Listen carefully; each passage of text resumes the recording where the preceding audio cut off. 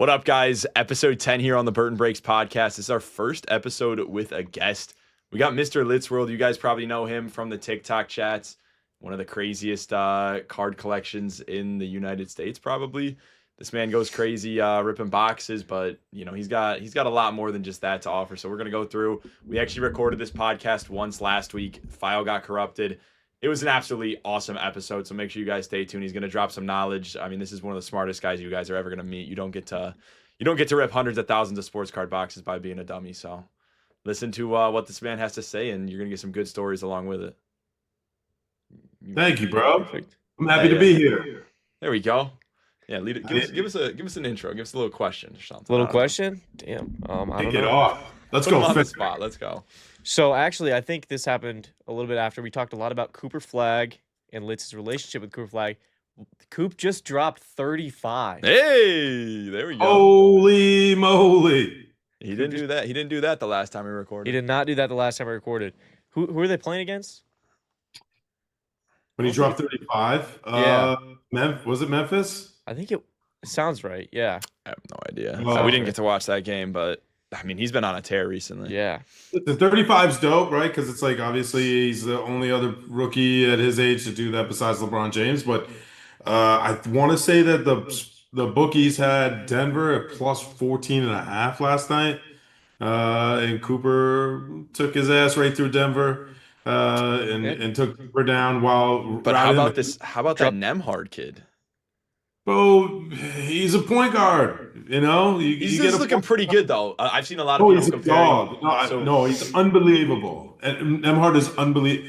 When you have a good point guard that's managing the offense and the offense is flowing through him, like even the pick and rolls that they're running right now look good. But Even wasn't like, that kid undrafted?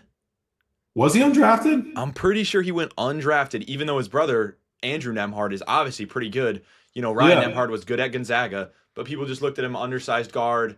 Doesn't really work out. And now I'm seeing a lot of people comparing back when in 2018 when the Mavs got Jalen Brunson and Luka Doncic the same year. People are saying that Nemhard and Cooper Flagg are like the version of that.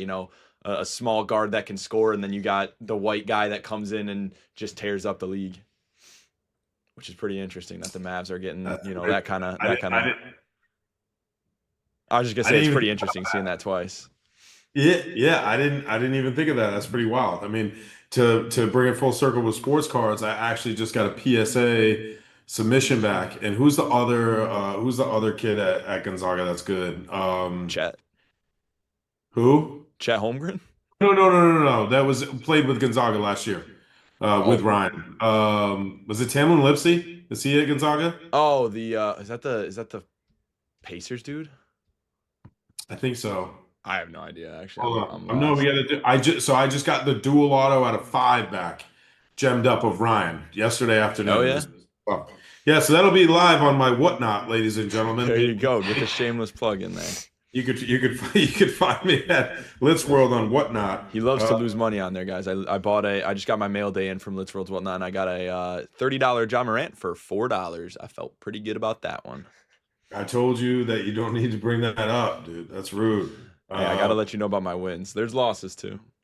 I forget who else. I'll let it go. But either way, it'll be up there. I'm gonna sell it. I didn't realize until I got the PSA back yesterday afternoon that he was in there. But yeah, I mean, dude, they took down Denver last night. Like, what in the world? And like, it's not like Joker had good like win. a bad night.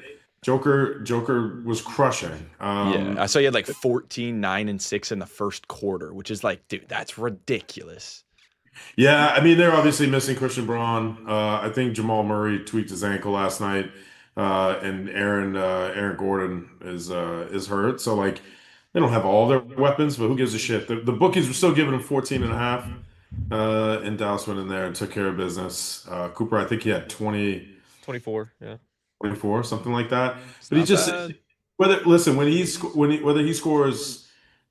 He needs 16 a game, right? He needs 16 a game. He's going to get his shots up, and if he scores less than 16, typically speaking, either he just has a terrible shooting night, but most oftentimes he only shot 8, 9 times that game if he has less than 16. But he needs to score 16 to probably 26 on a consistent basis for him to do his job. Because the other thing that was happening is with Ryan Nemhard, he was kicking out, Ryan was knocking down shots. If you have people that are going to hit their shots because Coop tends to make people open. I mean, they've already started double teaming him.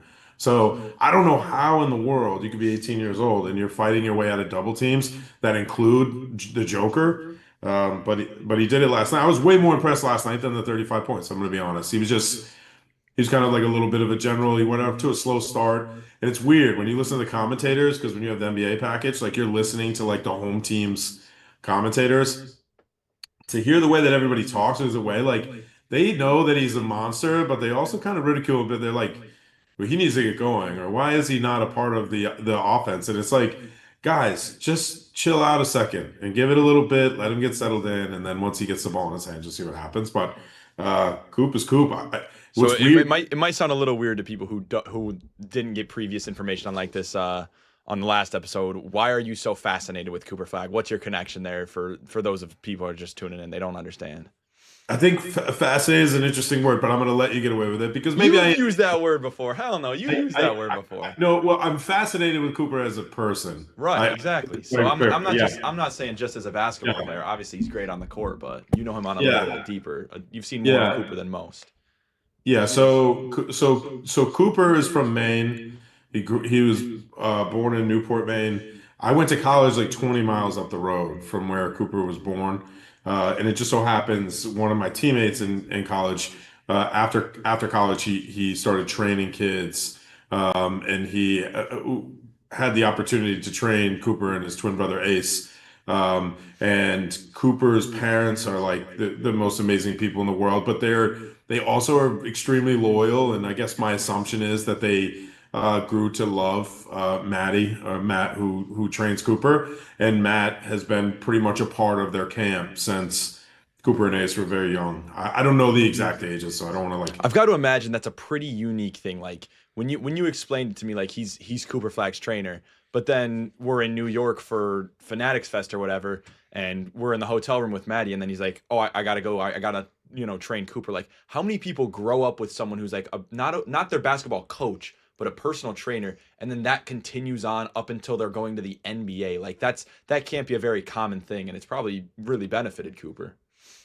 Yeah, I think that again, I don't see a lot of people pushing out content about Cooper that are way closer to Cooper and the Flag family than me. So I'm gonna make sure that I don't really toe the line too much. But um, what I it's we Maddie's like a part of their family. It's like he's just he's one piece that like completes like this whole overall pie of what it is to be Cooper Flag. He's a piece of it.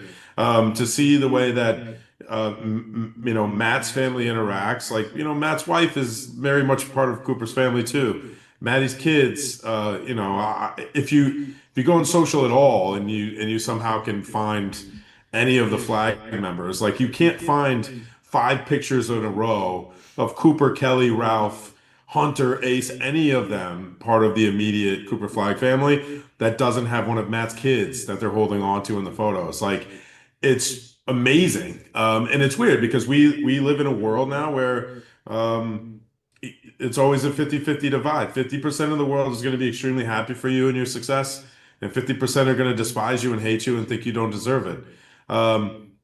Matt's no different. He's going to have a bunch of haters too that are like, oh, D3 basketball player somehow training arguably the greatest basketball player on the planet for his age. But me, I'm on the other end. Like Matty deserves the world, like because he's been a big brother to Cooper. He's been an adult in Cooper's life. He's also bridged that gap. Cooper had to grow up at such a young age. Cooper's doing grown man shit at 15 years old. Um, that's something that like your parents can't always go on that journey with you. Your parents aren't always going to be in every hotel room or whatever the case may be. And I wouldn't be able to handle the role that Matt has in Cooper's life. Like personally, I also I can't sit in the background of somebody that, like Cooper has a shadow that's 9,000 miles long. If you get close to him, he hates it. He wants everybody to thrive around him. He wants everybody to be successful. Just look at how he feels with his teammates and stuff. There's been a couple games this year where Cooper's not having a really good game, or he was struggling, and somebody makes a big play, and Cooper's the first one off the bench, and Cooper's the first one giving hugs and joking around, and he's also signing autographs, like good games and bad games. Like Cooper is the dopest 18-year-old on planet Earth, and that has nothing to do with basketball. Which that's my fascination with him, and I know that we talked about it in the first week. I feel obligated to say it. A couple things that like just is so crazy with Cooper is like I've been around him where he's had the opportunity to be great. I've been around him when he's been around. A kid one night came into the locker room when we were in Syracuse, um, and Cooper's AAU coach Andy, who shout out to Andy, he's one of the coolest guys in the world, and one of the best basketball players I ever saw come out of Maine. Cooper would probably be the only one better. Um, Andy brought this kid into the locker room when we were in Syracuse, and I don't. He said something to Cooper, and like to watch Cooper, who just got done playing a basketball game, and there's 1,000 people still hanging around the arena trying to get a glance at him or trying to get a sentence in. He kind of shut everybody out, and he squatted down and had a full conversation with this little kid who was probably 8 or 9 years old, and to see the smile on this kid's face, and Cooper at one point was like, "Somebody give me a marker so I could sign a shirt." And then my favorite part of that whole exchange was afterwards, they didn't bring the kid, like they didn't usher the kid out after Cooper talked to him. Cooper's like, let him chill with us for a little bit. So like this kid is sitting in the locker room with everybody, and everybody's just kind of having conversations.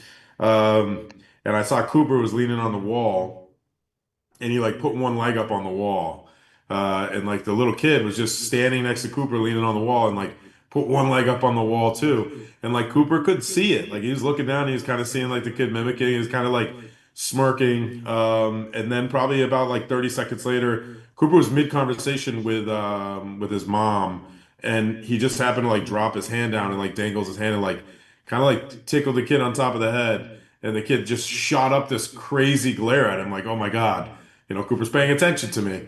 And Cooper just kind of smirked back down at the kid. And it's just like to see something like that happen, and it's an 18-year-old that's initiating like this sort of moment that this 8 or 9-year-old is going to remember for the rest of his life is like it's just transcends like how much love and admiration I have for him, for his family, for how they raised him, for Maddie, for being a trainer and someone to look up to him. The state of Maine, the state of Maine. I don't think there's much sun up there. I lived up there for a while. My skin was even pastier than it is right now when I was up there. Um, the state of Maine, it's just a representation of all of that. Like Cooper is just such a great, great, great kid. So basketball side, it obviously drives me nuts because people are rage baiting in social media these days. So you just get video after video of like Cooper doesn't sign autographs, and it's that one time he's like walking by. Cooper had I saw that. he had an illness. The kid was throwing up to the point where and they still he had to fight everybody to not let him play that night. But I'm sorry he couldn't sign autographs that one time, but if you were around me and I'm barely around Cooper, it would take 3 seconds for you to see like how amazing he is, and like he deserves every bit of success that he's going to have. In which case, I'm a big fan of The Alchemist, the book The Alchemist. We could talk about it in depth, but there's a word in the book The Alchemist by Paulo Coelho. It's called Maktub, Maktub, which Good means word. if you think about it like that, all of this has already been written anyway for Cooper. We just get to enjoy it. And sometimes I don't think he knows what he's going to do. He just gets to enjoy it too. But all the more to him, I think that the world is, he's putting the world on notice one game at a time. But it's pretty, That's pretty cool stuff. I mean, so yeah. to tie that back into cards, you have one of the greatest Cooper Flagg cards that's out there right now, being the Cooper Flagg Come On Malawach and Con Knipple triple superfractor auto, PSA 10 as well. I mean, that's pretty crazy. Who would have known though that, I mean, with it sucks that Kaman isn't really playing on that level right now, but I think people kind of knew he was more of a project. But with how Khan's playing, I mean, that card's probably gone up since then, just because everyone knew Cooper was going to be a star in the league. I don't think people expected Khan to be quite this good. Yeah, I feel I'm like torn emotionally about it because on one end, like the value is probably going up, but in which case most intelligent people in the sports card world would be like, okay, sell high. I'm more inclined to hold because of it. I don't know why. I'm like I broken. also feel like, I mean, you spent a lot of time at, the Duke games that season. Like, you haven't gone any Mavericks games, but even just the time that we spent at the Sweet 16 and the Elite Eight, like that Duke team, that playoff run, or the March Madness run, that was a lot of fun, and you feel like almost connected to it with how close you were, and to have like the greatest Duke card from that season. I mean, that's pretty cool. That's Dude, that's more sentimental than worth selling. yeah. Yeah, I really can't. I don't. That's what I'm saying. The better they play, the more I want to hold this thing forever, because it is part of the stories. I mean, and is Khan's doing what I feel like. If you spend enough time watching these guys play, like Khan is a big kid, man. He's 6'7". He's like Mr. Fundamental. He doesn't really turn the ball over, and he handles his body well, and he doesn't hit the ground as much as Cooper does sometimes. Like he's going to be in the league a long time if he can stay healthy and keep knocking down shots. He's going to be in the league now. He also has LaMelo Ball, who's an absolute lunatic on the court running around, who's like, I don't know if they're triple teaming on purpose or by accident, but Khan is going to get some open looks that like Cooper's not going to get into until Kyrie gets back. So that's certainly helping. But Khan can knock him down, and then come on, you know, I was at the draft, and obviously aside from Cooper going number one, which everybody already knew anyway, so we just had to let it play out. I watched Kaman get drafted. He's a lottery pick. This kid has only been playing like 4 years, and I believe he's from Sudan, and he was part of like the NBA school. He's a product of that. In which case, I believe her name is Rachel, the GM of Duke, the basketball team. Watching her emotions when he got drafted, because like this was not that he was ever a project, but he never played basketball in his life, and he's just this big kid, and they start training him, and then he goes to Duke and plays a year. Now he's in a lottery pick in the NBA. He's already won so much, and like to see the raw emotion come out of him and Rachel.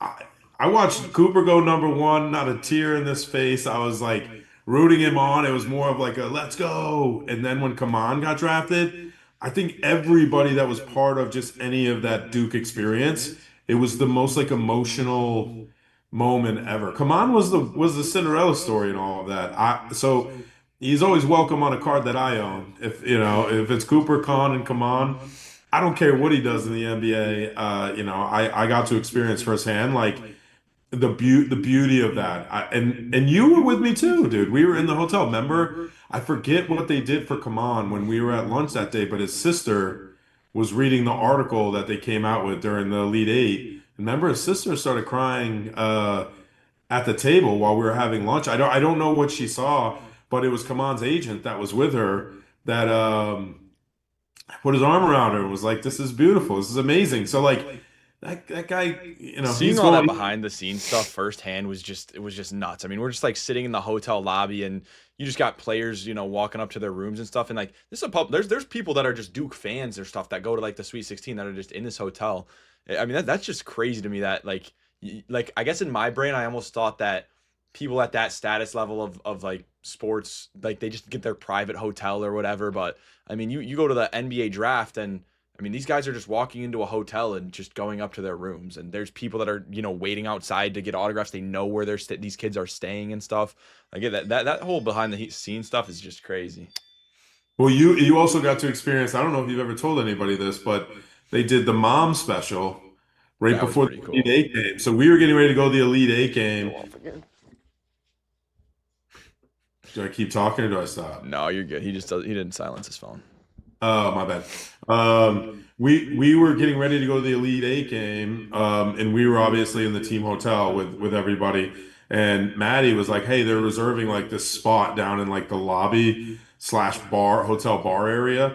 They're running a special on Kelly, Cooper's mom. So we all went down, and they kind of had like this little roped off area. It was like the craziest thing. Basically, they ran this like 20-minute special on Pat Najungba's mom, Khan's mom, and of course Kelly, because all three women were D1 athletes. And Pat's mom is actually a D1 coach. So it was a story about how strong these women are and like raising these boys to be, obviously getting ready to go play for a national championship. And I'm just sitting in this roped off area and like it just in bewilderment. Like you're talking about like these three moms are sitting here watching it, and they're all like holding each other's hands and like patting each other on the back, and like the husbands are there supporting. And like again, we live in a society where sometimes like gender roles, it's usually the men. If you have an athlete, it's because the dad. When it comes to those three boys, the moms are very much the success story. Their dads were good basketball players too. Like, let's not get it twisted. Ralph Flagg is 6'9". He's a big boy. I'm sure he did his thing on a basketball court. And I think Khan's father was like 1,000 point scorer in college as well, or like the all-time leading scorer at his school. So they did their thing, but these women were the ones that, they're coaching and they're just playing such an active role in these boys' lives. And we're strangers. We're not part of any Right. of this. I'm sitting next to Cooper's Mammy and Poppy watching this special, just like to be a part of this is the dopest. It's been a real honor to be a part of it, and like I'm really thankful for the Flags. I went to the draft, and then we went to the draft party, and they had at Dave and Buster's they had all these photos up. It's kind of like a wedding or something where they're like these slideshows of like Cooper growing up at the party. And like we're doing games and stuff, and like Kelly walks up to me and was like, I tried to find a photo of you and I just couldn't get one into the slideshow. And I'm just like, what the fuck are you talking about? Like, I'm just happy to be here. You don't need a photo of me, but like that's how inclusive they are. They're truly they deserve everything. Like I can't even I will forever be fans of them. And like Cooper's a pro basketball player. Their lives are different now. They're busier. I'm sure that I'll see them less and less. But my great grandkids, if God blesses me to leave me on this earth this long, it'll be the best story I can ever tell. And I'm sure over the years I'll find a way to like lie a little bit here and there and gas it up. It'll end up being like dragons come down and Cooper like slays a dragon or something. But forever, like that Duke season was going to be one of the greatest years of my life. And Bert, obviously, I'm happy that you were able to travel to a few games and That stuff was experience. cool, dude. That stuff was really cool. Yeah, it's cool. And we'll Um, we'll tie in some things back to cards here. You have ripped probably more product than 99.9% of anyone who ever has collected cards. And that's kind of like your thing is, you've done repacks, you've bought single cards, you've done those things, but you get the fix of ripping the boxes, for better or for worse, most times for worse. But what's I mean, everyone's gonna want to know. Everyone who's clicking on this thing, they see Litz World, who knows you. They're gonna know like why do you open all that product? How do you open all that product? What products do you enjoy opening? Give us a little. What's your hobby fix? well, first of all, it's because I'm not a smart man. We'll start there. You got to be Uh, somewhat smart to be able to get in that No, position. well, I mean, if you put yourself in a position financially that you could be stupid sometimes, that's it. But in regards to why I got into it, I mean, it's very simple. I was in a business, and then it got to a point where we got really, really big during COVID. I was running this marketing agency. It got really, really big during COVID. On the backside of that, we started losing some clients. There's an important lesson in that. When money starts drying up a little bit, you find out really quickly who your friends are and who your friends aren't, etc. And people tend to start pointing fingers at everybody. But the reality is, I had a really big company. I made a bunch of money with the people. And on the backside, we started losing clients. And when the money started going away, it started creating a lot of disdain or whatever. And it got to a point where it was just better for me to leave than to stay, which to this day, it was a little over 2 years ago. I'm still healing from it. That company, like the logo of that brand is tattooed on my body. I thought I was going to be there forever. Like a lot of people thought I owned the company. I was asked to leave. I was given a pretty good offer in regards to like a severance to leave in exchange to just not really go try to work with any of the same clients that I had before or whatever. So I took the severance and just said, okay, I'm going to start my own company. And I got into sports cards sheerly because I was getting the severance, and my accountant was like, I hired this brand new accountant, and she was just like, what are you into? Why don't we find ways for maybe to start a couple businesses and ways for us to maybe put money into buying, cogs, goods to be able to sell, in which case you could reap some tax benefits to that. So it started merely as like a small, okay, let me get into sports cards. Maybe I'll open a sports card store online or something like that. Because I was just racking my brain, like, what am I into? And I was just like, nothing. I'm into I'm into nothing. I'm into sports and hanging with my friends, and that's really it. So obviously I didn't want to start a landscaping company right now. Maybe when I retire. But mowing lawns, like I couldn't do it. So I thought about sports cars and I was like, okay, let me try. And the beauty of it was too is I got this severance check and it was like I'm like a little kid again because I hadn't bought a sports card since I was 14, 12, 13, 14 years old. So I went to do it, and what happened was I always fuck up, man. I always like experience something crazy when I try something new, and then it gets me locked in. Like I went to a sports card store.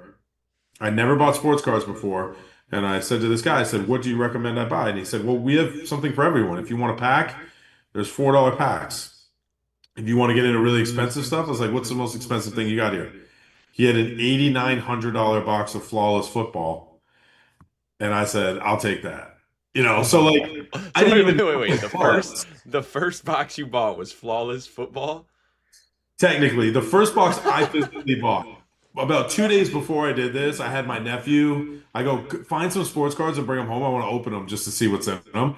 And my nephew had brought a couple boxes, but I didn't buy them. He had bought them, and we just opened them. And I thought everything was worth a shitload of money at that time. I there was an Aaron Judge it was like the black and white, almost like photo film. It was like one of those, probably like a $3 card. I thought that shit was worth like 800 bucks. I was like, oh, this is easy money. I'm gonna crush.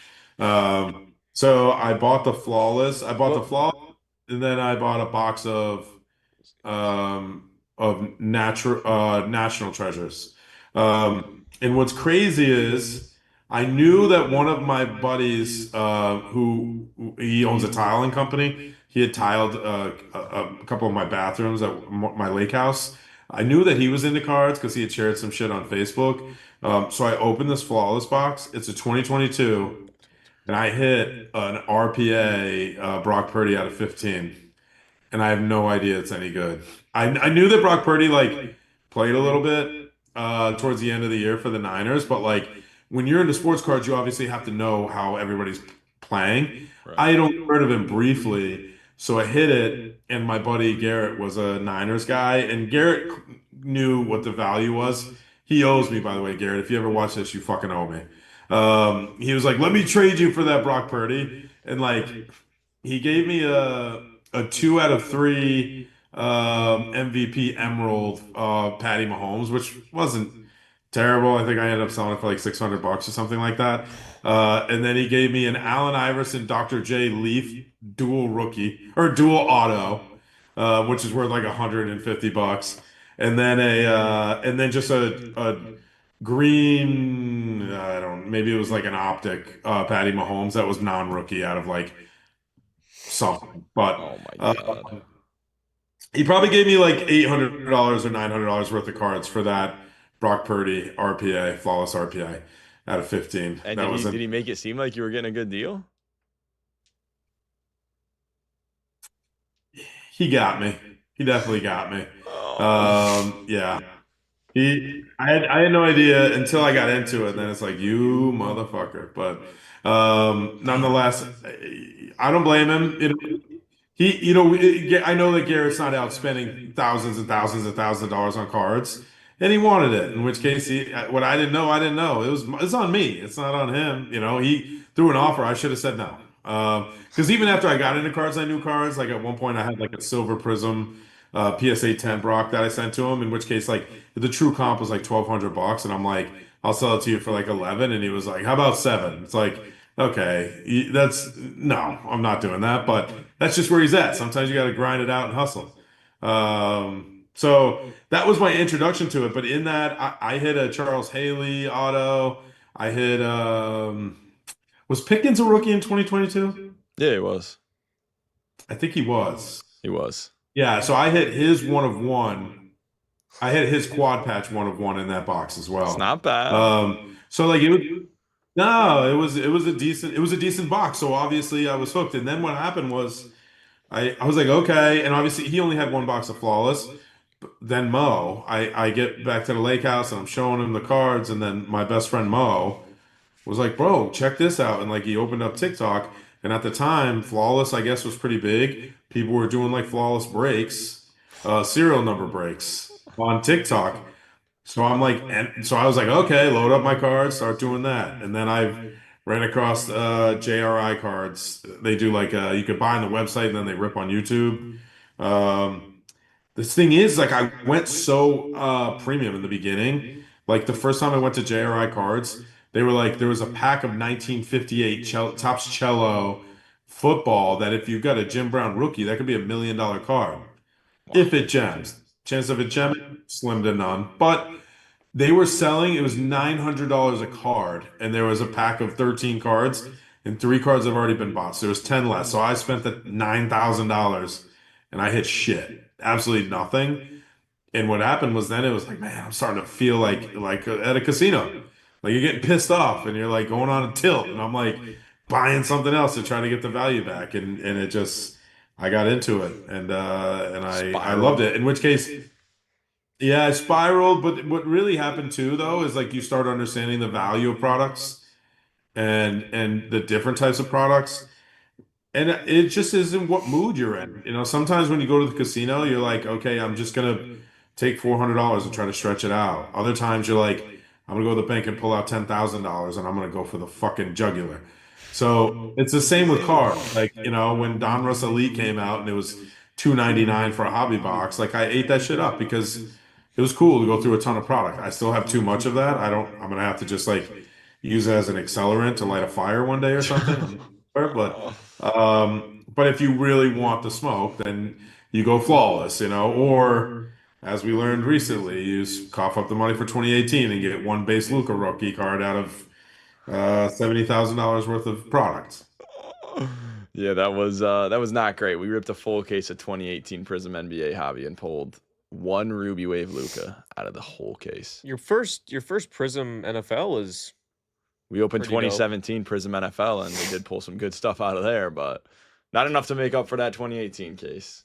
I also pulled three boxes over at Hunt of 2017 football, Hunt nothing, and then the fourth box had a gold vinyl Patty Mahomes rookie auto. So I missed out on six figures by one box. That's worse than the Jaden Daniels downtown. Yeah, there's been a few times where you stop and then somebody the next guy just hits what you've been chasing. It's the name of the game. So it's I'm Oh. learning now. It's just best not to put yourself in that position. So But what's the play, to buy zero or to buy them all? if you're gonna buy one, buy them all for sure. Yeah. Uh, that would be the honest play. The best is to buy zero, but I don't know. What's weird is last week to this week, I've had time to process what we talked about and like. I'm actually stronger towards repacks now. Even Really? after last week. I mean, I think like I know that you asked last week, in which case you might as well talk about, what's the best value in buying sports cards? I still stand strong. Like if you want to hit, that one in a million, if you want that super jackpot or that grand jackpot on a slot machine, you got to play Prism. That's your progressive, right? That's your opportunity to spend a little bit lower but hit a moonshot. Flawless, you're going to spend a lot and you have a chance to make a lot, but I think that you're gradually going to lose a couple $1,000 every time you open a flawless box until you have the rare event you hit. It's not even a shield anymore. Shields don't pay that much either. It's going to be your logo men in basketball is really the hot spot. For sure. So if somebody wanted to be in sports, and here's the other thing too, is like with repacks, and I'm not going to explain repacks. I'm sure that people that are watching this know repacks, but it's better to spend $1,000 and have $900 in value to keep because you still have the subjective growth or the long tail growth in the event of a hold. Versus opening a hobby box like a 2018 Prism, spend how much were those fucking things? $7,000, Yeah, something $6,000? like that. To spend $7,000 and then hit maybe $200 in cards, like If that, like you can literally lose 99% of what you pull there. Whereas like a repack, you know you're getting a minimum value of this. I would say like to bring it back to the casino analogy, repacks are like going to the blackjack table, and like you're over time the math still stacks in the dealer's favor for blackjack, just like repacks will obviously slide in the favor of whoever's opening the repacks because they have to still make money on it. But wax is like the slots where you're just praying to hit something. But there's definitely a better ROI ripping blackjack than versus slots, and there's definitely a better ROI ripping repacks versus wax. But nothing gets your heart rate up than when you hit that bonus on $100 spins on a slot machine.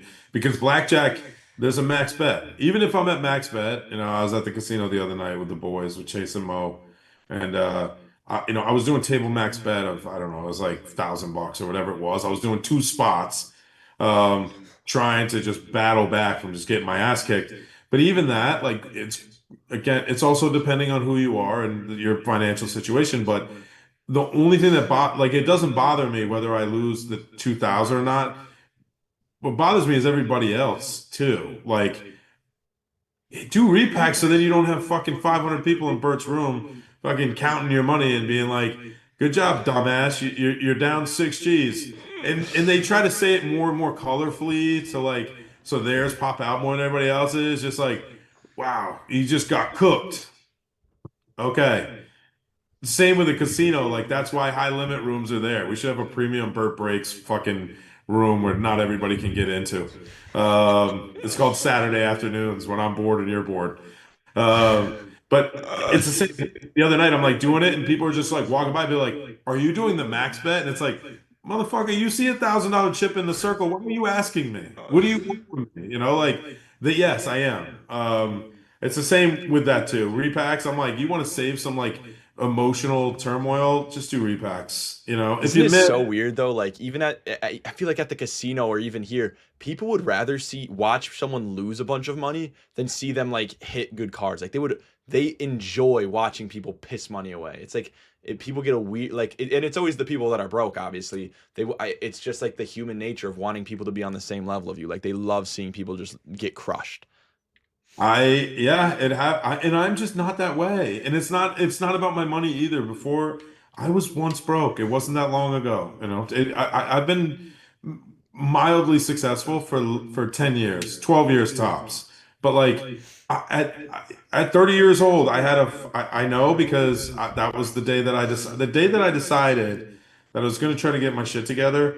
I had a 487 credit score and I had $1,966 in my bank account.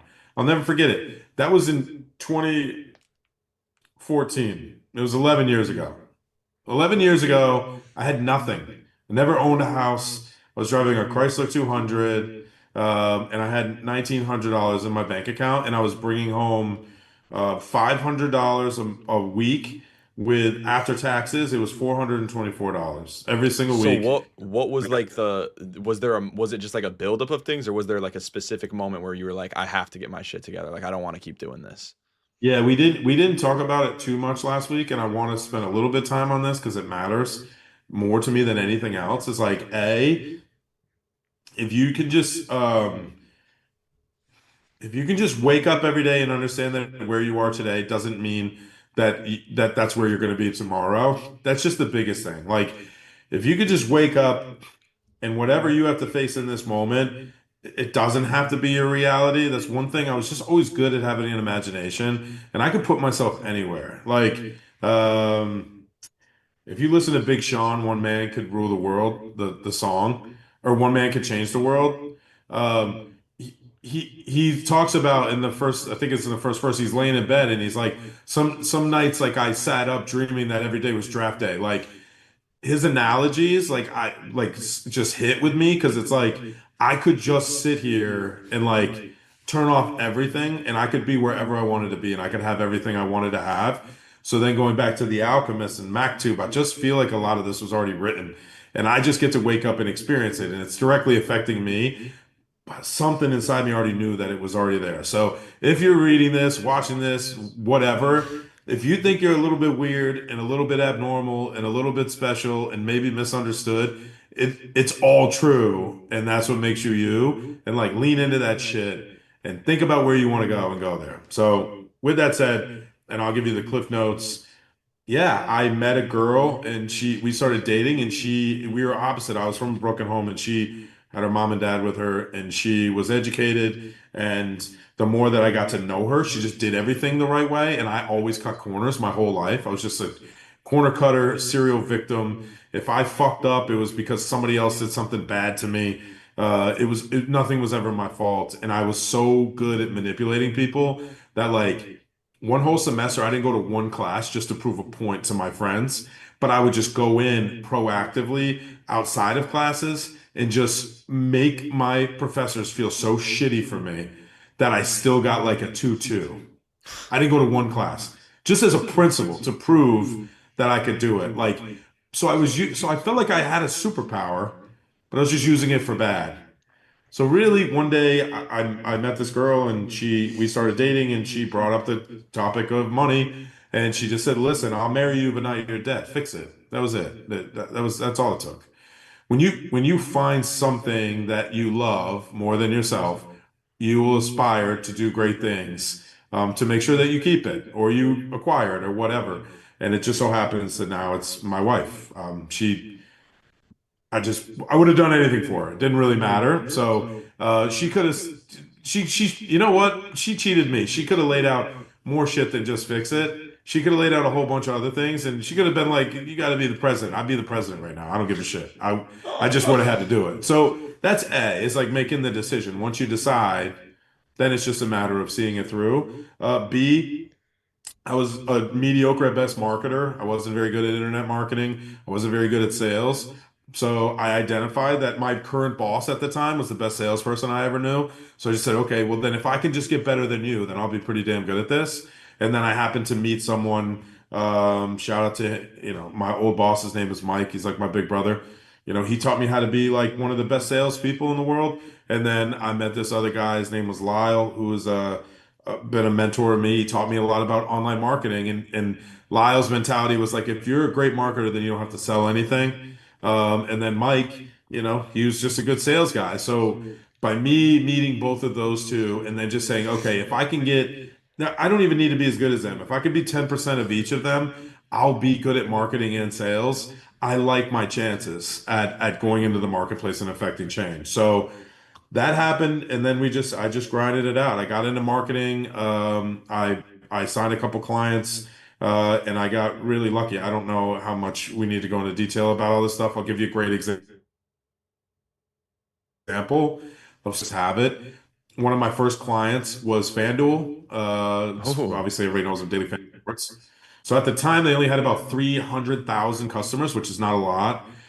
This was probably in like 2014, August of 2014. They want to run a program, but in online marketing, they track everything via links.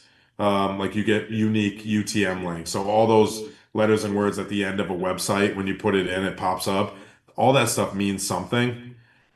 Nobody could really figure out tracking, and we had shout out to Bradley. Bradley was like our head of tech at the agency, and he built like this custom program for us to be able to track FanDuel. So no one else could really run FanDuel because they couldn't track it. We got over that hurdle, right? So I'm like, okay, we're one of the only agencies that can actually track it. That's an advantageous position.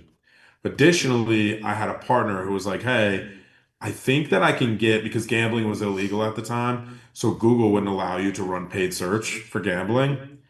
I had this dude that we worked with. He was like, I got this buddy, and Google is when to approve or disapprove ads. It's a human doing it. It's like I got this guy who's just been overlooking like the ads that I push through for approvals. Let me know if you have anything that skews the lines a little bit. I go, I got FanDuel. It's gambling. See if you can get it turned on. This dude got it done. So oh, so I was the only paid ad for gambling around sports betting from like before Google caught us. From like September of 2014 till January of 2015.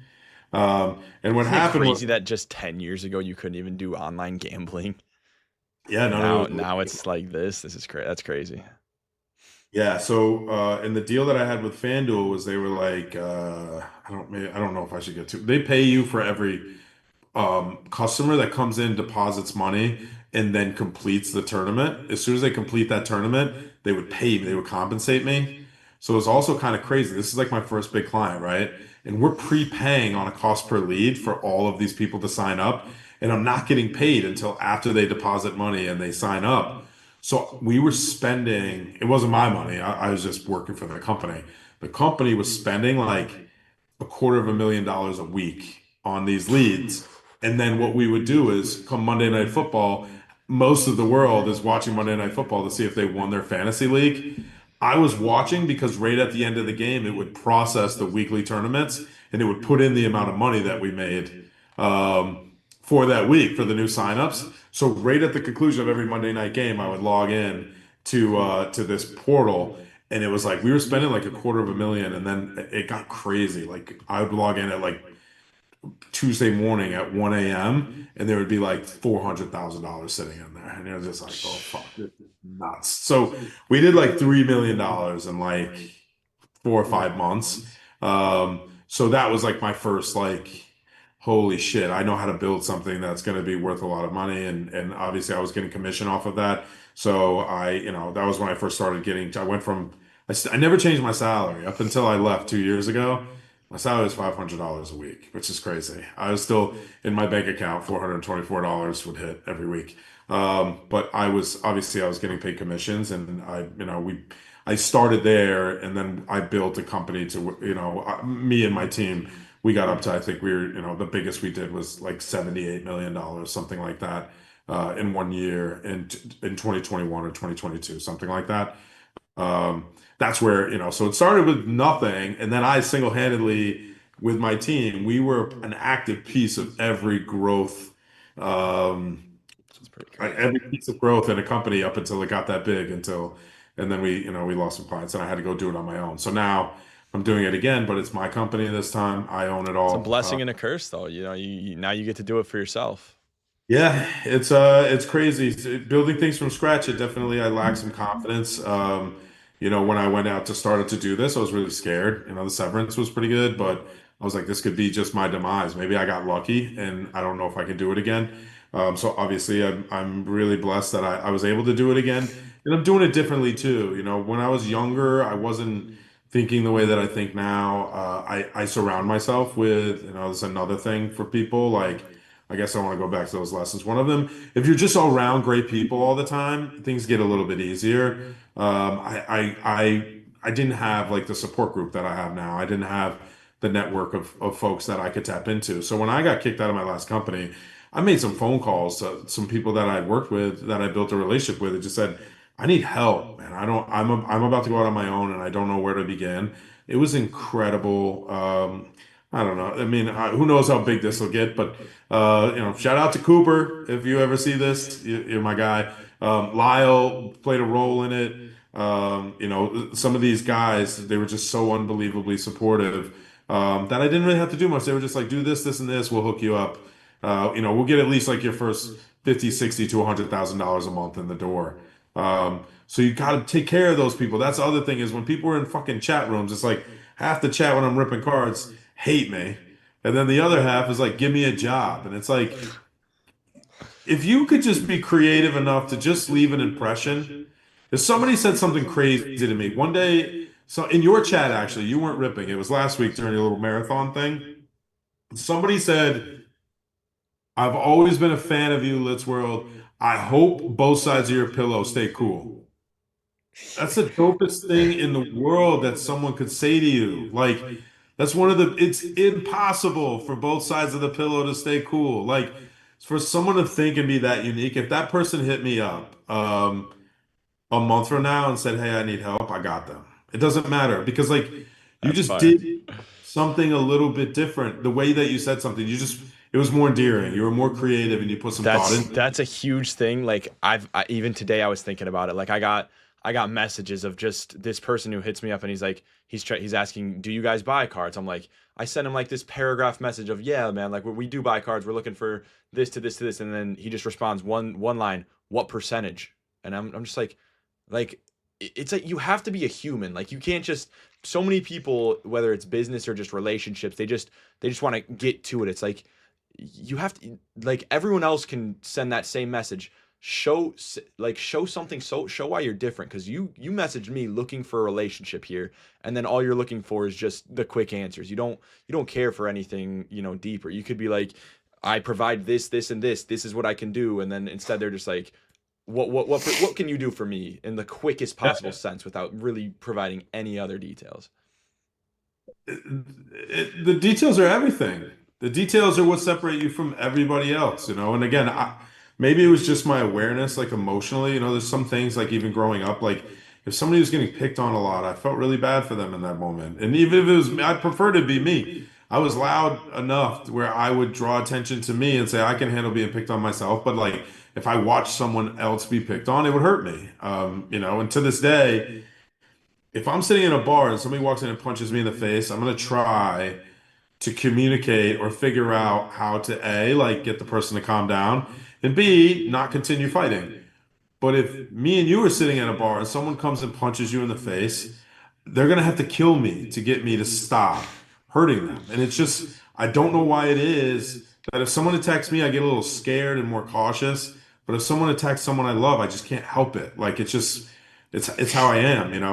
And that awareness, I think, has helped me in life. I think that I'm aware of how people are doing. I'm aware of how people are feeling. Like I mean, not to call you out, but there's been nights where I've been aware that like Faird's struggling a little bit, and old Fair's there, and you're beating the shit out of him verbally. I'm like, bro, chill, man. Like he's struggling right now. Like sometimes you're unforgiving. We're all again, I'm guilty of it too. I'm guilty of being everything, the worst traits of you and more. But I think, but even Fair, sometimes the way that you respond when I was in the rooms is why I was like, I love this dude, man. Like you're unique and you say things that are creative and kind of funny and like you bring like humor to a situation. And it matters. If I'm down $10,000, I'm not fucking inhuman. I'm not Superman. I don't print money.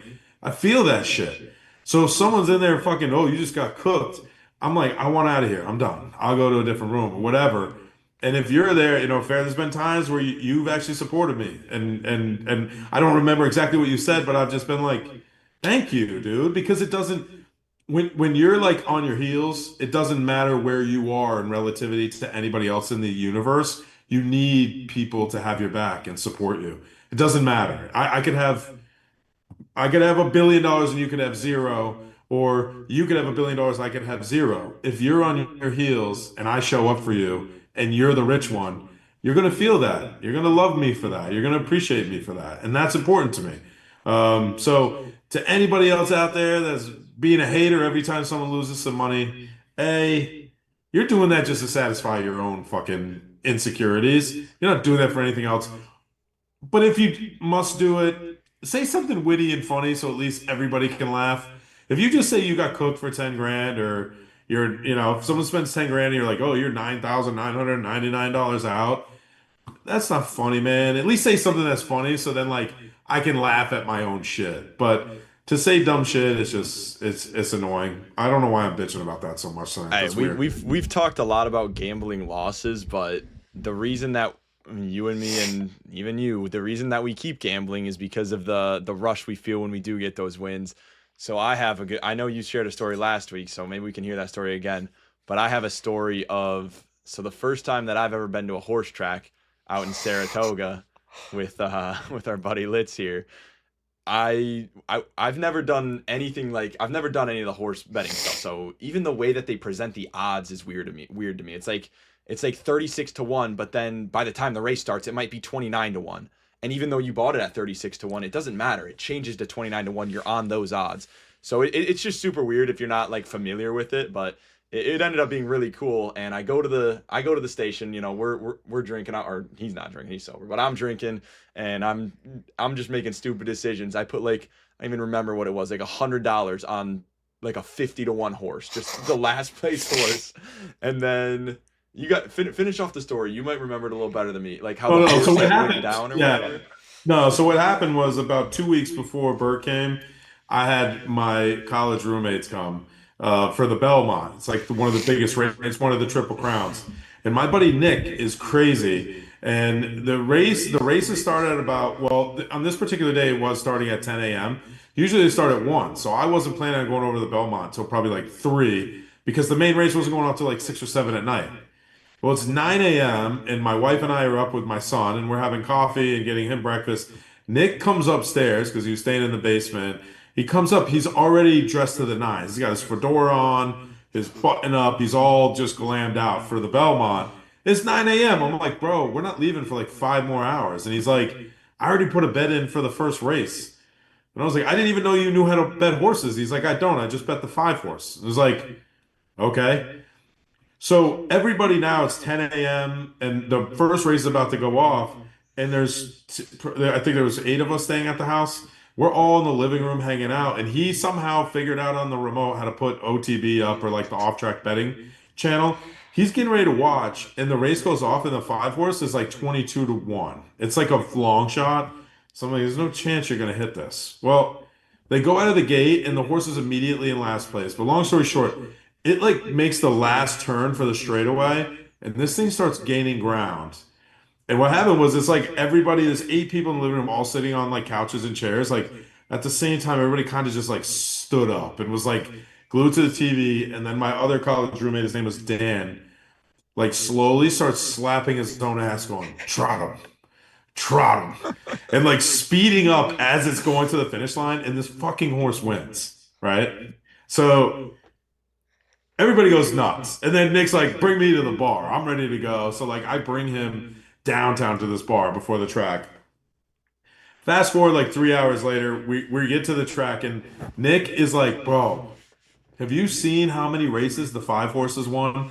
And it was on like race 7 and the 5 horse had won 4 of the 7 races. And he's like, I'm up like $16,000 today on the 5 horse. So the Belmont, the favorite was the 5 horse, and we're in this tent with all of the. It was like this was like a pretty expensive day. It was like $500 a head to get into this thing. So everybody's like pooling their money together to bet this 5 horse because Nick is winning all this money on the 5 horse. The 5 horse is the favorite, and it's what's funny in this day is we pool like $10,000 or $12,000 we put on the 5 horse. The 5 horse doesn't win the Belmont, and then Nick is like. I didn't bet the 5 horse that race. I bet the 2 horse and the 2 horses who won. And I was like, I'm gonna fucking kill you, dude. You just convinced all of us to like put 12 grand on this horse. So I told Bert that story, and then we go to the racetrack, and it was the 5 horse. It went off at 28 to 1. And Bert's like, I'm gonna test this theory. Let's see. And he put a bunch of money on the 5 horse, and I had a bunch of money on a different horse. So secretly, I was like, I hope to God this doesn't happen because I'm gonna lose. And I was putting like I was betting probably like $500 to $1,000 a race. So it's like I didn't bet the 5 at all. So I hope he doesn't win. And this fucking guy hits it. It's and the not 5 okay, but the craziest part was like the 5 horses like coming around the turn, and it's like neck and neck with another horse, and then the other horse takes the lead, and I thought I lost, and then it goes to a review, and it turns out that that horse bumped the 5 horse illegally, so that it disqualified that horse. And it was like a 5 or 10 minute review where I'm just sitting there like dancing around like is this gonna happen? Is this gonna happen? And I won like 2,800 off $100 bet because they eventually decided that the 1 horse did hit it, so it got disqualified. I forgot that happened. It was an inquiry, and he did. It was nuts. I'm It sitting was over insane. here sweating $10 parlays to win 50. It was Yeah, so fun. it was a huge hit. I was like, this kid. It's like Bert's being Bert, man. The kid doesn't miss. He doesn't miss. He can't And miss. then I lost all the races for the rest of the day. Gave all the money back, but it was fun. That was so much fun. I mean, we were at the Pistons game and bet the money line. That hit, but that was not. It was not looking good. No, that was the over. That was Or the over, not the money line. We've had, but dude, nothing. We got to do this story again, where you tell the Jimmy Butler story. That's a good one, but the first basket for Jaylen Brown's also. Yeah, that one was. All right, I'll tell both stories quickly. So Jimmy Butler's easy. Every year, me and my best friends, we try to do. We call them like twofers. So like you find a pro sporting event that happens early in the day, and then one that happens late in the day. Last December 9th or 6th. December 9th to 6th of last year, the Dolphins were playing the Jets. So we went down for the 1 o'clock game. And at the time, I was on a little bit of heater of parlays. So I put this kind of crazy parlay together. I don't remember exactly what needed to happen, but I know Breece Hall needed 40 yards rushing.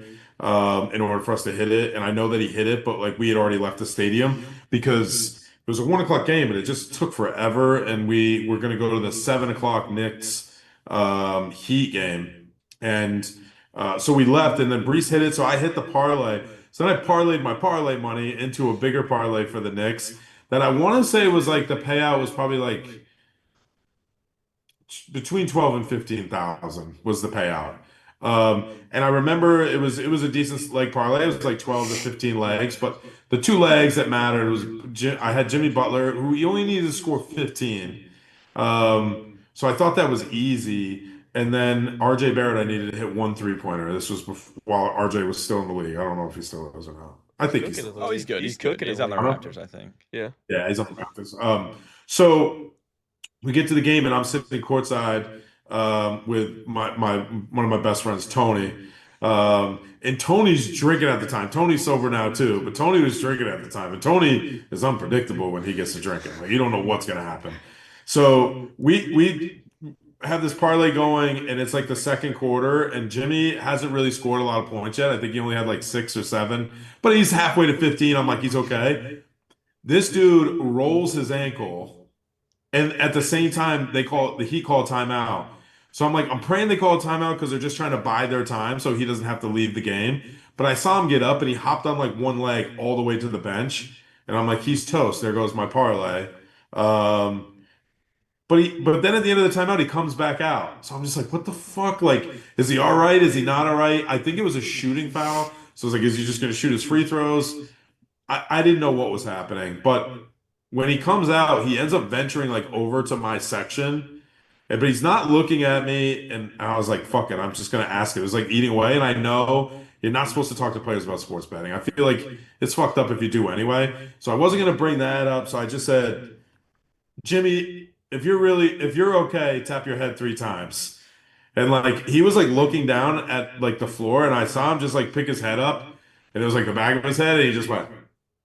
And like I immediately was like, let's go, like fired up. And then he turns around and he goes, who the fuck asked a question like that? And I was like, I don't, I have a parlay, man, but I don't want to bring it up. It's like, and he was just like, what you got me for? And I said 15, and he gave me like the world's most disgusting look. And he was like, shit, I'm gonna score at least 30. And like just walked away. So like the whole section now is just like dying laughing that he was like over talking to us and what he said. So long story short, I think he ended up with like 28. So he was good. What happened was we get late into the fourth. At the end of the third, the Knicks were down 20-22 to the Heat. They start coming back. It's like halfway through the fourth, and like they're down like 5. RJ Barrett has a wide open three from like the top of the key, maybe, and this fucking kid airballs it. And like Tony goes belligerently apeshit on him, like, you fucking suck, blah blah blah. And then like, he's screaming at him. I'm like, Tony, I still need him to hit a shot. Like, don't yell at him too much, man. Like, don't get him all fired up. But and he's just like, he's awful. And I'm just like, leave it alone. So I get Tony to shut up, which he doesn't want to. He's pissed off. And they battle back. It's probably like a minute left, and he's baseline and they're down 2 and he hits a 3 for me to hit my parlay and they go up and they end up winning the game, but they go up with like a minute left, and it's funny because the irony of it is our section knew about my parlay, so they're going crazy. Like I'm standing on the chair like yelling and like high-fiving everybody, and you would think that they just won the game even though there's still a minute left of the game with how excited we were. I guess because they just took the lead, maybe it wouldn't stick out so much, but like our level of celebration was way more than what it should have been based on the fact that the game was still going. But my whole section needed that. So that was a good one. The best parlay that I ever hit, and I don't recommend parlays to any sports bettors. You don't win them a lot, but I went to into Boston for game 1 of the Eastern Conference Finals against the Pacers, not last year, the year before. Uh, and I was on my way, and I stay at the Encore when I'm in Boston. It's a casino. It's probably like a 10-minute drive. Shout out to Encore, they're the best. They take good care of me. So I was in a car headed, and I was with my best friend Mo, and I had drank a weed seltzer on in my suite on before the game. So I'm like in the back of the Uber and I'm trying to focus and like Mo's talking to me and I'm just trying to put like this parlay in. Long story short, I was like, fuck it. I felt like they always put the first basket score as like the top three options to bet on. And it's by nature because it's like it's never gonna happen. So if they get you to bet that, there's a good chance you're not gonna hit your parlay. So I saw it and I couldn't, I was fixated on it. So I picked Jaylen Brown to score first, which was fine because it's like usually you just don't bet a lot of money. So if you lose, it's not a big deal. My dumb ass was high and forgot about the Jaylen Brown and I made it a $400 parlay. That was 18 legs and it started with Jaylen Brown having to score the first bucket. Immediately after I did it, I was looking back. I was like admiring my work of like this amazing parlay. And when you're high, like you're just like tapped into like a different level of focus. I was really admiring this bet. Like this is a great bet until I recognized that I put 400 bucks on it. So I'm freaking out. FanDuel would not let me cancel it. So we end up going into the game and I'm getting ready. All I care about is the first bucket because I didn't pick a crazy parlay. Like I wanted like Jason Tatum to have 4 assists. I wanted Jaylen Brown to have like 5 rebounds. Nothing was too crazy. But Jaylen Brown scoring first was the biggest one. So I'm just focused on the start of the game. And again, I'm high. I'm not really paying attention. And then Mo was just like, dude, do you see who's sitting next to you? And I like look, and it's the dude from Superbad, McLovin is there. And I'm just like, fuck, man, it's McLovin, bro. Like, what's up, dude? And he was cool. He was there with his wife. And I was like, I didn't know you were a Celtics fan. He's like, yeah, my dad is from Boston. I'm at most of these. And I was like, oh, cool. But he was really, really nice. And the tip off happens. Celtics get the ball first. They come down. And I want to say that even Jaylen Brown took the first shot. So I had a real shot at winning this bet. He takes the first shot, it doesn't fall. Indiana gets the ball, they go down, and they're getting set up in their offense. And then I see a skip pass. I see Jason Tatum fly out of nowhere. He steals the ball. So then I'm like, Tatum's going to score on a breakaway because he stole the ball and it was just a clear path. But Jaylen Brown was running next to him, and this dude throws up an alley-oop to Jaylen Brown to score the first bucket of the game. Oh. And I didn't need anything else. I went nuts. I was like, "We're good." By the way, it was a 15 leg parlay for 400 bucks. It paid $18,000 if I hit it. So I'm on my way. I'm like, the rest is easy. Jason Tatum needs to hit 2 3-pointers. Jaylen Brown needs 1, and then a few people need to get a few rebounds and assists. Who gives a shit? Well, we get into halftime. Neither Jason Tatum or Jaylen Brown have hit a 3 yet. So now all of a sudden I'm stewing over that. And what happened was there's this when you sit courtside for the Celtics, you can go under the court and then there's a restaurant called Legends. We went into Legends and then the McLovin went in there too. And I don't remember how it started, but I was bitching about the bet and he was like, "What do you have?" And I told him, I was like, "I need Jason Tatum to hit 2 threes. I need Jaylen Brown to hit 1." And he goes, "You should have just bet Derek White was going to hit 4 threes tonight. It would have been easy." And he must have already had 2. I don't know. But I want to say that I just went in and I bet Derek White would hit 2 threes in the second half, trying to like impress McLovin. Honestly, I had $9,000 left in my account. I put 9 G's on this motherfucker to hit 2 threes, and it basically doubled my money if he hit 2 threes. So I did that showing off. I had no business doing that. This is how it gets sometimes. It's not okay. I have a problem. I need to get help. So we go out. Derek White hits 2 threes immediately. Just immediately. Like, I think in like the first 4 minutes of the second half. So now I'm really up, but I'm like, but if I hit this shit, then I'm up $36,000 on like, on the night. That's a big hit. So we get all the way into the fourth. Neither of these two have still hit a 3-pointer.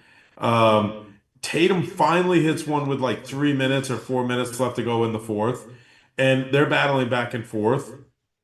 He gets all the way down to the last possession of the game. There's 3 seconds left. I need both of them to hit a 3-pointer, and my high ass is like, that's impossible with 3 seconds. This just isn't going to work. So I'm almost feeling like it was toast. Like that bet was over. It is what it is. I'm just moving on. I didn't put it together, but they run an inbounds, and you guys can look it up. Anybody watching this on YouTube, Game 1 of the Eastern Conference Finals, Jaylen Brown hits a fadeaway three-pointer to put the game into overtime against the Indiana Pacers. So I'm like, there's one. I just need Tatum to hit his three-pointer. It was super melodramatic. It was probably like a minute into overtime. He hits his three-pointer. So again, probably 4 minutes left of the game, and my whole section, because I made sure everybody knew I needed it, is going ape shit like the Celtics won the game because I hit my 18 leg. And it's weird because I've met Dave Portnoy before, but that night I walked out of the arena and I sat like on this fire extinguisher and like videotaped the whole bet to send to Barstool, trying to send it to Barstool because he's obviously from Boston. I thought he would have loved the bet. He never fucking read it. Fuck you, Dave. Just He's kidding. probably got a Dave. lot of messages. No, Dave, I can't even imagine how many messages he gets. But I've met him before. He's a very, very kind guy. I like him. So, and he lives next. He's down the road from me. He's like a mile from me. So, That's crazy. uh, yeah. So those are like the two. Those are the two biggest parlays that I've ever. The most I ever won is 18 grand. The first game, day one of the ACC championship, I let my one of my college roommates, Tyler, make like a big bet of a bunch of games of March Madness, and he hit it for $10,000, which was so big, and I was so excited. But like, again, sometimes you get in a room full of people and you just pretend like you've been there before. And I literally like, cool, great, what's next? And like, I eventually bet all 10,000 of it by the end of the day and just gave it all back like an idiot. So Been I'm a there, terrible done that. gambler. Yeah. All right, I Um, got those are some good stories. We heard them last week, but the people definitely needed to hear those. Those are, I mean, especially the Mick Lovin thing, just throwing 9,000 on Derek White just for the impress. I respect it, but I got three questions rapid fire. You respond in one sentence or less, and we're gonna start with biggest card you've ever pulled. Jaden Daniels, Optic, White, one of one downtown. Favorite card you've ever owned. Cooper Flag, Super Fractor. Yeah. All right, all right. Most money you've ever won gambling in any form in one day. $600,000. All right, all right. Now you got to Yeah, elaborate. Screw the one come on. sentence. You got to elaborate on that. So I went out and played in the World Series of Poker. Not the actual tournament. It was a week before the actual World Series started. It's called a satellite tournament. So instead of paying 10,000 to get in, you could pay 1,000, and then basically every 10 players that get knocked out, you can win your pass into. You get your 10,000 pass into play in the World Series. Are So you about to tell me that me, you turned 1,000 into 600,000? no, it's way worse than that. Oh, okay, good. It's a lot ends in heartbreak. So we go out, and what happens is it's split up. So you have four chances to enter this tournament. So there's a day, or yeah, you have four chances. So there's a day one, and then you get up to one extra rebuy. So you can day one, you can buy in twice, and then there's a day two, and you can buy in twice. Well, day one, I s- I started drinking as soon as I got to Vegas, and I'm with Bones, my other best friend Bones. I'm with Bones. I start drinking, and then we make our way over there like mid-afternoon. And I was completely unprepared. I'd played poker before. Little fun fact about me, I was probably like top 1,000 online poker players back in 2009, 2010. For a very brief time. I won like a really big tournament. And there was like 2 million people in the tournament, and I won it. It was pretty crazy. But it was only like a $3 buy-in, but I won it. So, and I had been playing poker here and there throughout my life. So we get out there, and I was just unprepared. It's a grind. Like I was drinking, and once I start drinking, I don't want to stop. So I'm sitting at this table, and like these people are all like watching movies on their iPads or their phones. And like you just sit there and you get your hand, and if you don't like it, you fold it. But if you do like it, like you'll see them, they'll take their headsets off, they'll put everything away, they'll sit there for a minute and collect themselves, then they'll play the hand. My cell phone is about dead. I'm already drunk, and I'm sitting at this table, and I'm like, I'm just gonna force action on these motherfuckers as much as I can. So like I played like every hand to the point where like, this every table is the same. It's like nothing really is happening. It's day one. Like this is a 4-day poker tournament. And I feel like I was just pissing everybody off at the table, but I annoyed people so much that they kept trying to play, and I was winning. And I ended up like very quickly in like an hour and a half, I was top 10 in chip stack in the whole tournament. Um, I could have just walked away, right? Because have you ever played poker before? Like Oh in a yeah. tournament? Not at like not a tournament or at a casino or anything, just home games. Well, the blinds go up so slow in those tournaments that like as soon as I got those chips, I think you started with 50,000 chips. At one point, I think I had like 245,000 in front of me. I could have just left for the day and blinded out, and I might have lost like 10,000 in chips tops. Like I still would have been a leader. I just, as soon as I got like the biggest chip stack that I had, I went and got another drink. I went and ordered some food. I'm sitting there eating food and drinking, and I'm just playing every hand casually, and I end up busting out. I go from being up to busting out.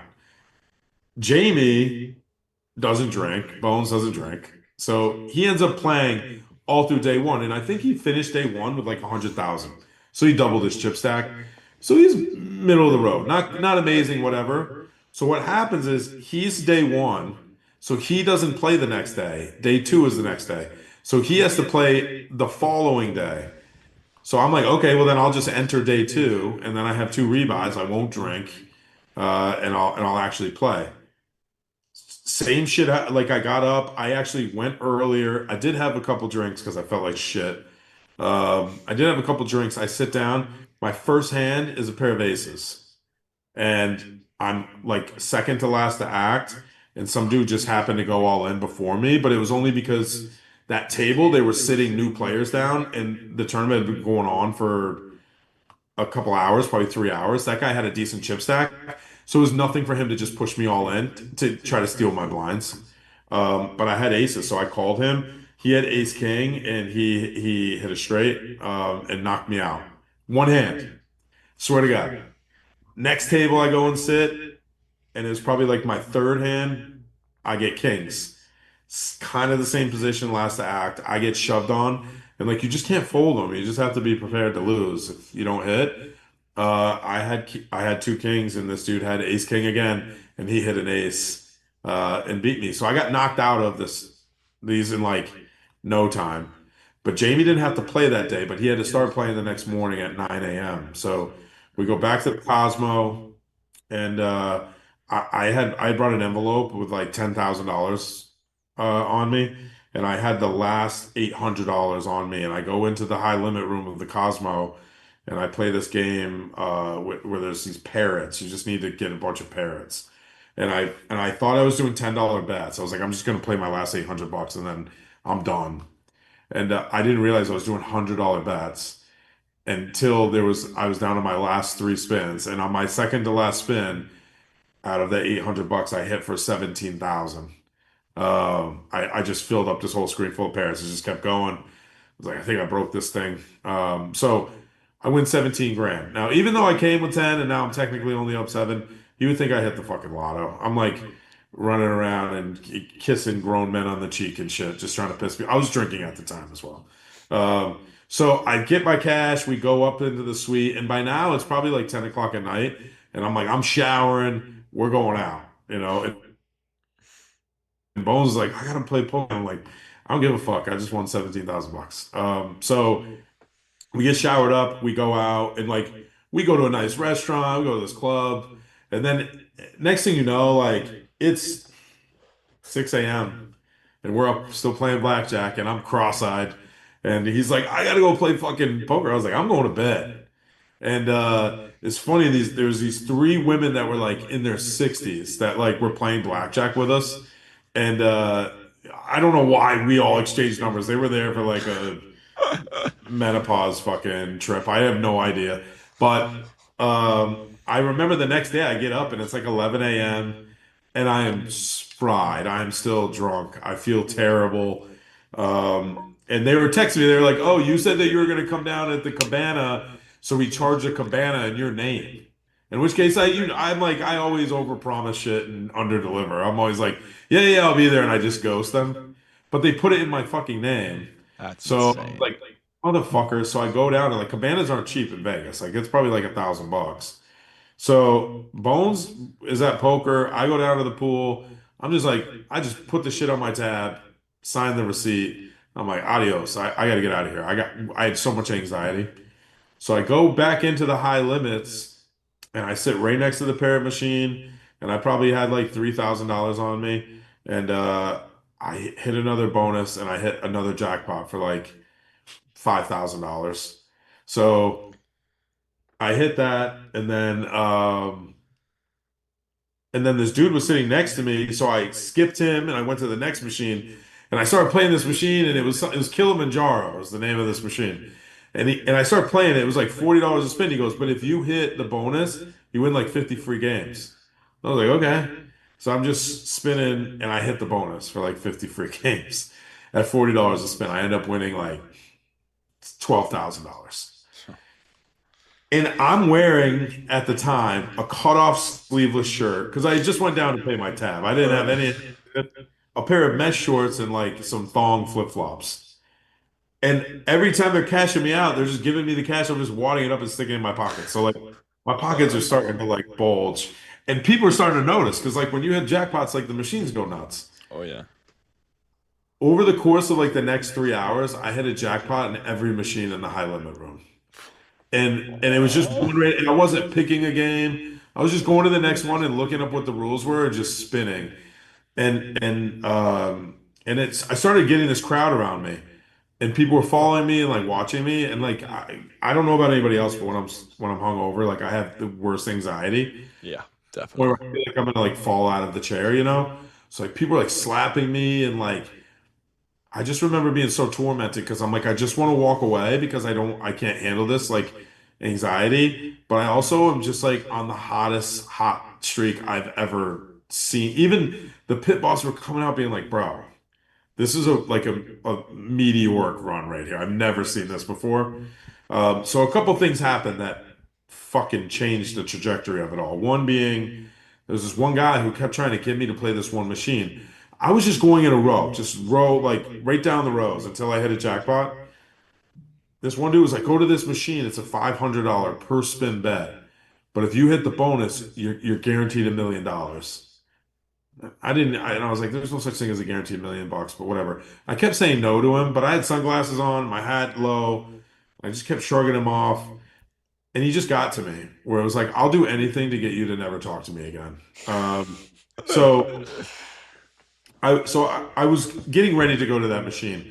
Whatever. Also, what happened was they have this means to where when you hit a jackpot, they go in the back and they grab the cash and then they come out and they count it and give it to you. They were like, "Do you want us to not do this? Where you can use your card and every time you hit a jackpot, you can just put your PIN number in. It'll automatically add it to your voucher." It saves you a lot of time. So that's why I said yes. But what happens is it puts all your money on a voucher that you can then lose it all in 2 seconds. So like I went from having access to cash, and if you want to blow through $20,000 in cash on a slot machine, you're sitting there for 10 minutes just putting $100 bills in it. It's annoying. Like it takes longer. But if you have a voucher that has $109,000 on it, you can blow through that in 10 seconds. So they started adding it all into the voucher. So I think in total cash, I had about 79,000, 78,000 in cash. And then I had it got well into six figures with the voucher. And And that I was had also $10,000 originally. yeah, And you got down to $800. yeah. I went from 10,000 to 800, then all the way up So the to stories of turning $800 into six figures, it's possible. there's a bad ending here. I'm aware, but Well, yeah. So yes, you can. Can you do it? Yes. If you know when to walk away, absolutely. You just got to know when your time's up. but I guess the thing is, wouldn't someone have also walked away at 50K? Wouldn't someone have walked away at 40K? You don't get to know your limit until you walk away. Too late. And I did a few times. So what happened was I ended up leaving, and at that point, I went up, went down.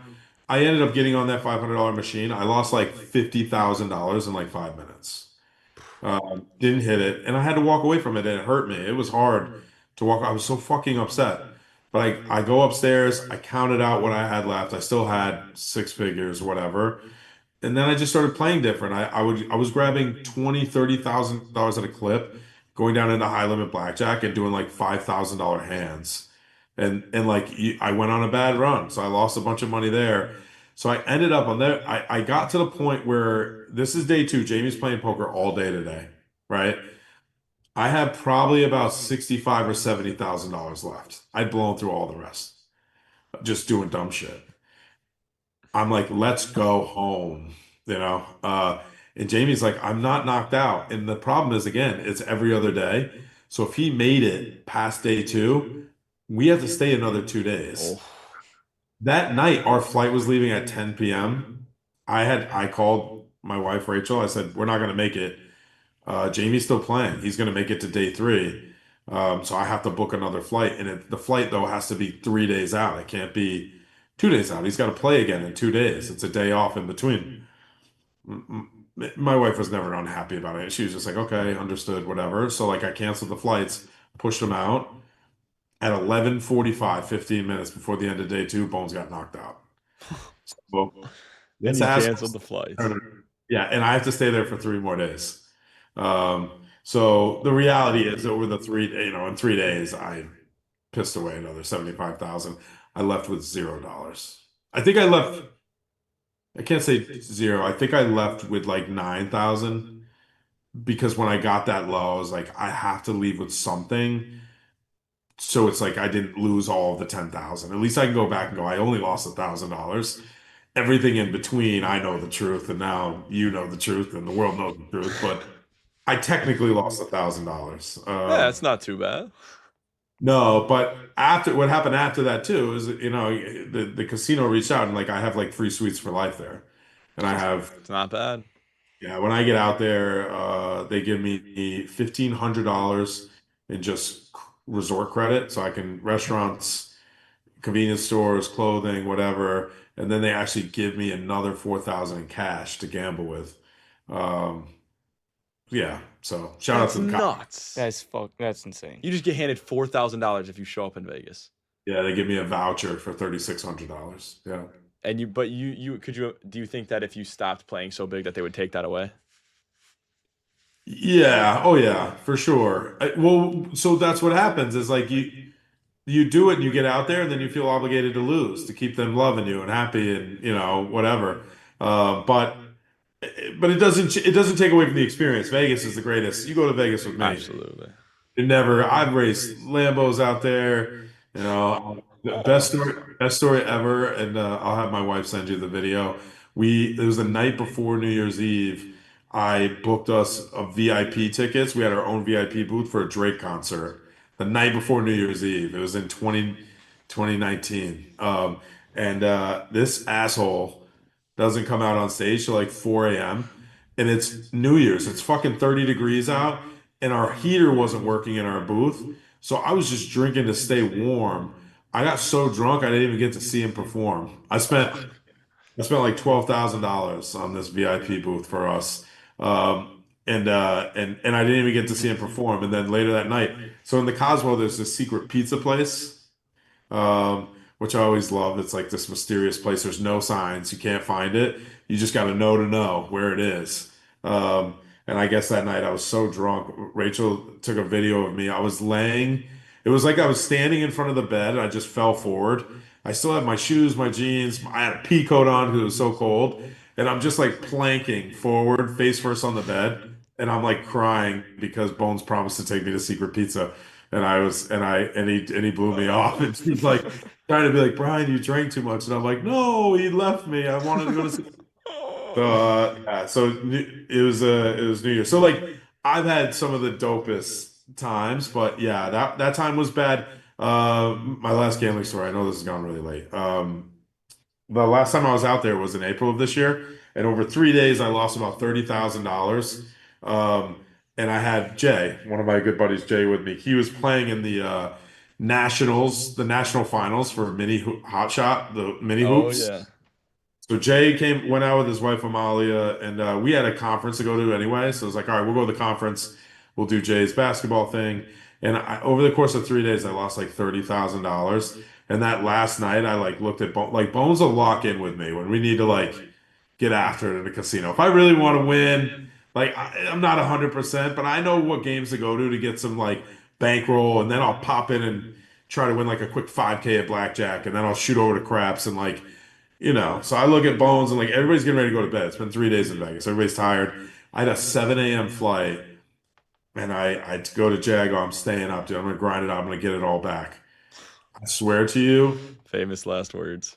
Amalia, his wife, had to go into my suite and pack all of my bags because he's like, "How are you doing?" It's like 5 a.m. We have a 7 a.m. flight. I'm like, still grinding, dude, but I'm close. And I went up right before we had to leave. I went up to get my luggage, and I just dropped fucking 4 bricks on the table. And I was like, I got 40 G's. And we fucking put that shit in my bag and headed straight out of there. Went straight to the airport. Hell And yeah. Jay was just like, bro, that is the craziest. I went on like again, just another run where like I couldn't miss. I won 40,000 in 5 hours, 6 hours. And then I even got to the airport and was like, fuck it. I'm hot. Let's see at the airport. I won another $6,200 at the airport.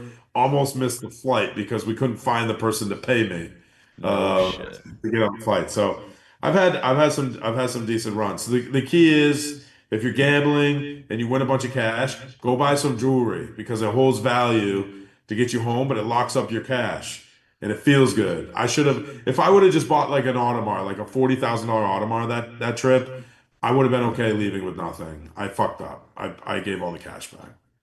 Not many people are going to be in that situation where they are up $100,000, but good advice if you ever are. Yeah, and I will. I listen. I always show receipts. I'll send you my P&L from that year that shows my. I've seen it firsthand. I believe everything you're saying. All right, Uh, let's give one final message for anybody who wants to be in the position of Litzworld. How can they become as successful as you?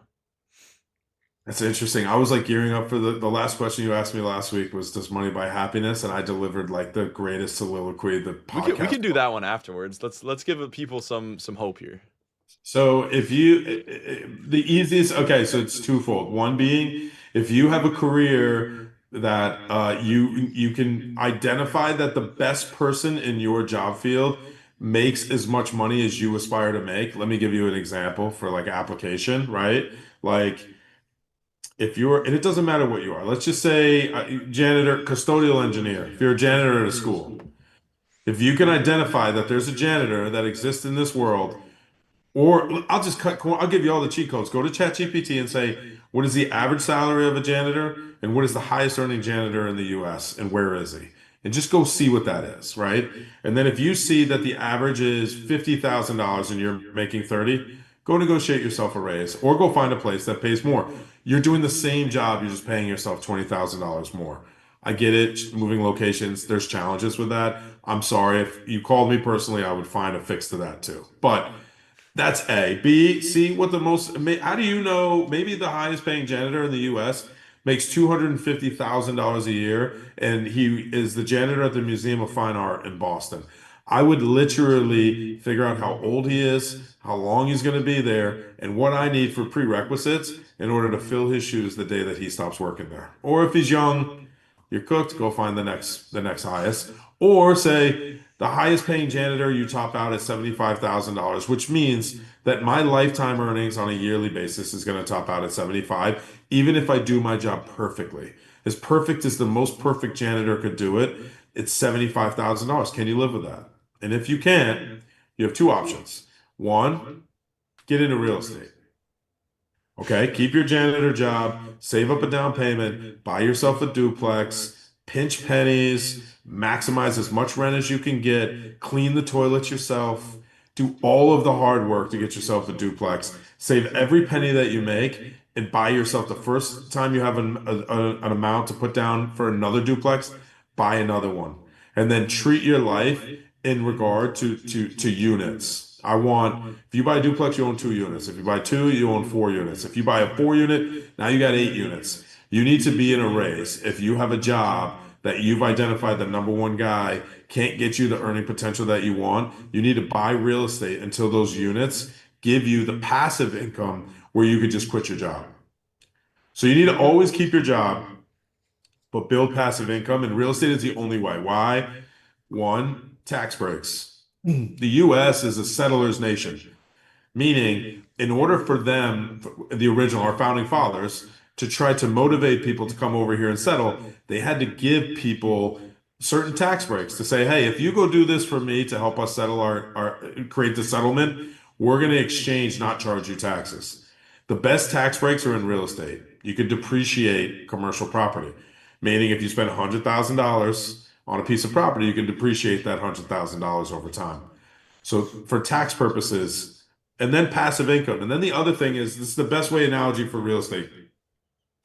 If even if you buy a single home, right, and you're like, okay, I'm not even going to make a dollar in profit off of this. Say you buy it for $100,000 and you charge over the course of a year, your mortgage on that is $6,000 a year, and you charge $6,000 a year in rent, and you break even. You're not breaking even because you basically, when you bought that house, you started a savings account attributed to that house that somebody else is going to put their money into your savings account every single month for the entire ownership of that house. In which case, if you take out a 30-year mortgage, in 30 years, somebody else filled up that bank account to its max. And here's the beauty of it. You paid 100,000, the bank account grows in addition to that. So somebody over 30 years puts money into your bank account every single month, and then at the end, that bank account could be worth $200,000. There's nothing better on planet Earth. There's no job. Me being a marketer is not a better job than owning real estate. I love real estate. Real estate is the way that we get rich. Being a marketer is the way that I pay my bills and have the means to acquire real estate. It's as simple as that. All right, let's go for the does money buy happiness? Yes, it does. The truth is, it absolutely does.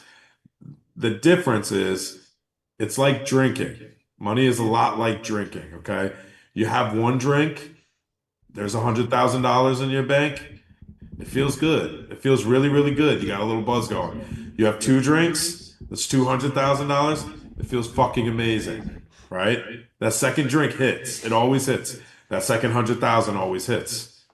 Depending on your tolerance, maybe 300,000 is the peak of the iceberg, where when you're making 300 grand, life is really fucking good. When you have three drinks, life is really good. When you get 4 through 10, it all goes downhill. You keep drinking, you Really? keep feeling shittier. You keep earning, you keep feeling shittier.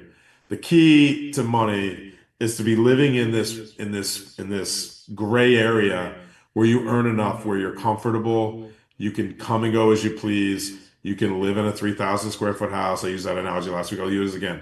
The difference between 200,000 and $1 million in yearly earning, you still get a Mercedes. You just have to drive a C class versus the S class. Your house is still 3,000 square feet. If you make a million, it's 6,000 square feet. You're still living just such a phenomenal life at 200,000 versus a million that I think it's easier to make $250,000 a year than to make more than $1 million. That's my honest Really? truth. That you might be one of the first people to say that. Well, if you make less than 200,000, you're going to have to make sacrifices. You can't go out to eat every time you want to go out to eat. You can't just go to the dealership every time you feel like buying a car, etc. Um, maybe $1 million obviously is great too, but with $1 million and becoming a millionaire, Maybe. Maybe. well, how many more friends you got now that you're a millionaire, Bert? I met your uncle one night on Whatnot. I'm not saying that he wants anything from you, but I'm meeting your family members on my Whatnot now. Like you tend to have a lot more friends when More you money, start more making problems. money. Isn't that what Drake said? Biggie first, but yeah, 100%. I got more friends now than I ever had in my entire life. And with that, and here's the difference too, is like you and I are different. We've already proven that. When we travel, we're different. Like I'm an empath by nature, where your problems become my problems, and I'm speaking that into the whole world. If someone bumps into me and I look in their eyes and I see hurt in their eyes, I want to fix it. I don't know what's wrong with them. You're better than me at that, and you're gonna be better than me at business. And some people would think that I might have a character flaw. Some people might think you have a character flaw. I don't know who's right or wrong. I hope neither one of us end up broke. But we definitely take two different paths. Like you're better with money than I am. I'm very much very loose with it, and I give a lot of it away, and I have a certain level of guilt that's come with my money where sometimes, yeah, it would be easier if I was making $200,000 a year versus, a couple million. But Does it make it easier? Fuck yeah, man. Life sucked when I was broke. I was driving a Chrysler 200, dude. It was awful. I remember I almost wrecked once in a rainstorm because my tires were so bald I couldn't afford to get new tires. And the roads were just wet. It wasn't even snow. I almost died because I couldn't afford new tires. So yeah, I have safe tires on my cars now. I get oil changes on the regular. All that shit that when you're broke, you have a hard time doing. You don't have to do that. So yeah, it does make life I easier. definitely think that you're making a good point there. Like once you hit a certain amount where you're just comfortable with everything, the rest of it's just like that's just fun money. But like the difference between 100 and 200K is a lot bigger than the difference between 200 to a million or whatever it might be. And it all gets easier too the more you make. But the reality is, the real happiness is at home. It's at home. If you have a wife, be the best fucking husband you can be. And if you're a dad, be the dopest dad the world has ever seen. And that's where all your happiness is. If you got some Love money, that. go on vacations, who gives a fuck about that vacation? My son will not remember his 1 week in Florida a week that we go to, but I hope he remembers the countless hours we spend at golf courses because he insists on hitting balls out of the bunker all day long. That's what he enjoys to do the most. Like, I hope when he thinks about being very young when he's older, he remembers that and playing t-ball and the pool parties and just being home, watching Christmas movies together is what we're doing right now. I'm gonna do that. He's opened the door and looked at me twice during this because I owe him a Christmas movie. That being a dope dad and a dope husband and a dope friend and a dope son or daughter is way more important than any of that stuff. And I know it's easy for me to say it because they're like, yeah, whatever, you've had it. I've had it. I've lost most of it. I've went and got it again. None of it feels good anymore. What feels good is knowing people like you guys. I love you both tremendously. Love you too, Um, man. and just having a great life surrounded by people that love you and support you and care about you. I think that was an absolute masterclass of a podcast right there. How about you go be a dope dad? Go watch that Christmas movie, dude. And that was a great episode. Hope you guys enjoyed. I hope so too. Enjoy, guys. We'll talk soon. All right, see you guys. See ya. Bye.